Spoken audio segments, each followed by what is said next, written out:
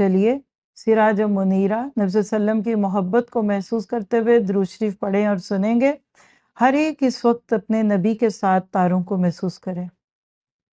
اتنا بڑا انسان، محسن انسانیت، دنیا میں جس نے انسانیت پہ اتنے احسانات کیے کہ جس کی کوئی حد نہیں، تو شعور سے مانگتے ہیں آپ کے لیے دعا درود کی صورت میں۔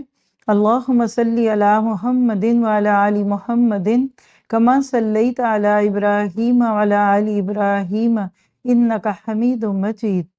اللہم بارک علی محمد وعلی آل محمد کما بارکت علی ابراہیم وعلی آل ابراہیم انک حمید مجید۔ سورۃ بقرہ پڑھتے ہوئے درود شریف کو بیچ میں لانا مجھے ایسے لگ رہا ہے کہ پہلے پارے کو دوسرے پارے سے جوڑنا۔ چلیے ہم نے پارہ نمبر 1 کر لیا الحمدللہ۔ وہ نبی صلی اللہ علیہ وسلم کی امت یعنی آپ کو مجھے پچھلی قوموں میں سے ایک معروف قوم کے حالات بتائے گئے۔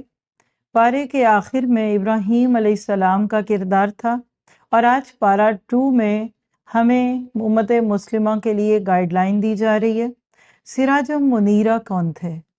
جنہوں نے اپنے زندگی کے ایک ایک لمحے کو شعور کے ساتھ گزارا، امت مسلمہ کو بہترین طریقے سے جوڑنے کا کام کیا،